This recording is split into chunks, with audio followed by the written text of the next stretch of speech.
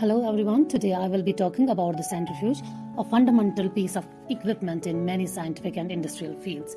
My presentation will cover its core principle, its main components and different types available, and its wide range application. So what exactly a centrifuge is? Simply put, it's a device that uses rapid controlled spinning to separate substances based on their different densities. Think of it like a super-fast version of gravity. It's an indispensable tool in countless fields, from medical labs analyzing blood samples to the industrial settings purifying liquids. The centrifuge isn't a modern invention. Its history dates back to the 1800s with Antonin Prandtl developing the first dairy centrifuge to separate cream from milk. It was later adapted for medical use by Wilhelm Koene. A major leap forward came in the 1920s with Theodor Swedberg's invention of the centrifuge, which earned him a Nobel Prize. Since then, the technology has continuously advanced, leading to the high specialized device we see today. The main principle behind a centrifuge is sedimentation, which is simply the process of suspended particles setting out of a liquid. We see this in our everyday lives, like when tea leaves settle at the bottom of a cup. However, for very small particles, gravity isn't strong enough to cause separation. That's where the centrifuge comes in. It applies a strong centrifugal field to separate these tiny particles that wouldn't sediment on their own. Let's dive deeper in the principle. When the centrifuge spins, it generates a powerful centrifugal force. This outward force causes the suspended particles to move away from the center of rotation. The rate at which they move depends on several factors, primarily their mass, shape, and density. As the formula on the slide shows, the centrifugal force is directly related to the mass of the particle, the angular velocity, and the distance from the center of the rotation. Denser, heavier particles are pushed to the bottom of the tube, forming a pallet, while lighter particles remain in the liquid layer, called the supernatant. To understand how a centrifuge works, we need to look at its main components. These parts work in unison to achieve the separation process. I will highlight the most critical ones for you. First and most important is the rotor, which is truly the heart of the centrifuge. It is the spinning component that holds the sample tubes and generates the centrifugal force. There are three main types of rotors. The fixed angle rotor, hold tube at a specific angle, which is great for fast pelleting. The swinging bucket rotor allows the tubes to swing out horizontally during the spin, making it ideal for separating liquids into distinct layers. Finally, the vertical rotor holds tube parallel to the axis and is used for very high speed separation. The rotor is powered by the drive system, which include an electric motor and a drive shaft. It's also equipped with a damping system to reduce vibration and ensure smooth operation. The entire system is enclosed within the chamber, which is protected by a sturdy lid that locks for safety.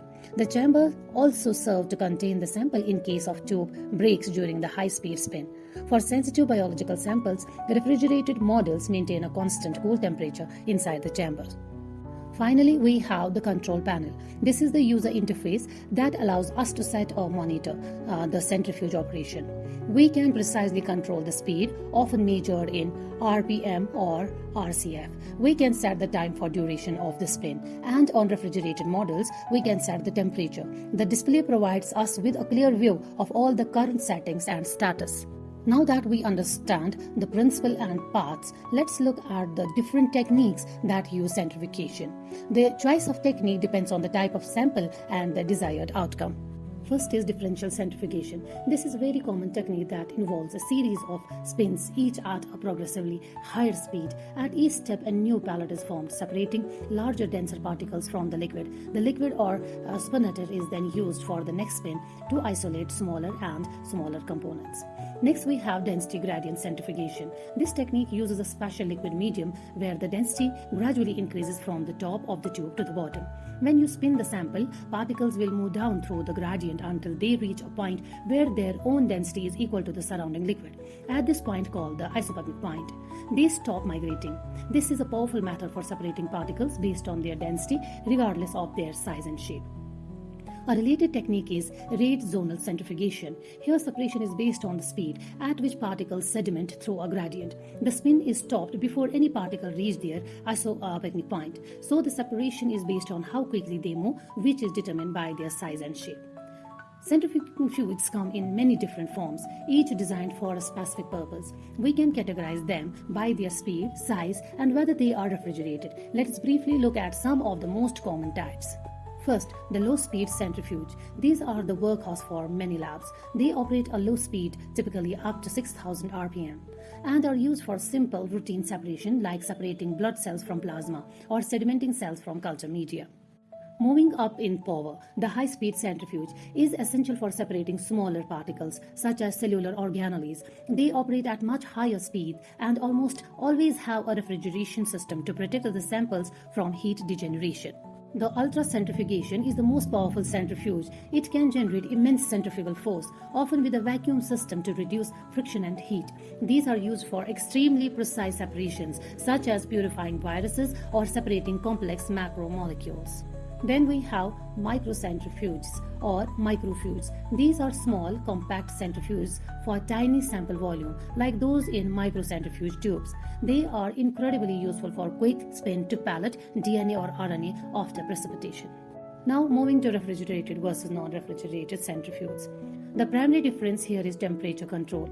Refrigerated centrifuges are equipped with cooling system to keep the sample at a constant low temperature. This is vital for biological samples like proteins or enzymes that can be damaged by heat. In contrast, non-refrigerated centrifuges are simpler and are used for samples that can withstand room temperature without any negative effects. Beyond the common types we have discussed, there are many other designed for specific specialized applications. For example, we have continuous flow centrifuge. The continuous flow centrifuge is a workhorse in industrial settings. Unlike a batch centrifuge where you spin one set of tubes at a time, this type continuously pumps a large volume of liquid through the spinning rotor. It's designed to separate and collect the desired component on an ongoing basis, making it ideal for large-scale applications like harvesting cells for giant fermentation tanks or purifying products in biopharmaceutical production. Another example is gas centrifuge. A gas centrifuge is a highly specialized piece of equipment used to separate isotopes of a gas, most famous for enriching uranium for nuclear power.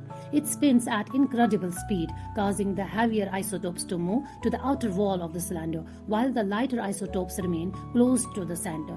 By arranging these centrifuges in a cascade, the concentration of the desired isotope can be progressively increased.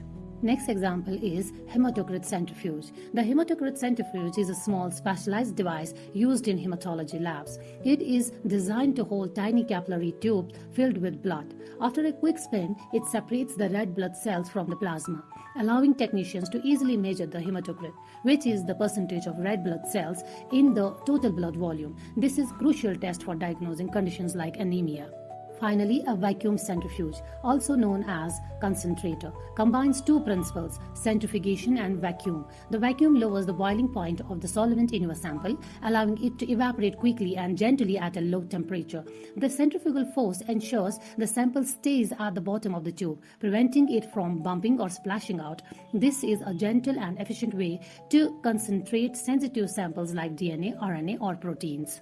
The applications of centrifuge are vast and diverse. In biology and medicines, they are essential for separating blood components, DNA, and proteins. In industry, they are used for things like separating cream from milk and purifying fuels. In the pharmaceutical industry, they are used to purify vaccines and drugs. And in research, they are a key tool for studying viruses and other macromolecules. To conclude, the centrifuge offers significant advantages. It provides rapid and efficient separation, can be used for both small and large-scale applications, and is incredibly versatile. However, it's important to be aware of its limitations. The rotor must be carefully balanced to prevent damage. High-speed models can be quite expensive, and without proper temperature control, the heat generated can damage sensitive samples. Thank you all for your time and attention today. I hope this presentation have given you a clear understanding of the centrifuge, its core principles, and its vital role in various scientific and industrial fields.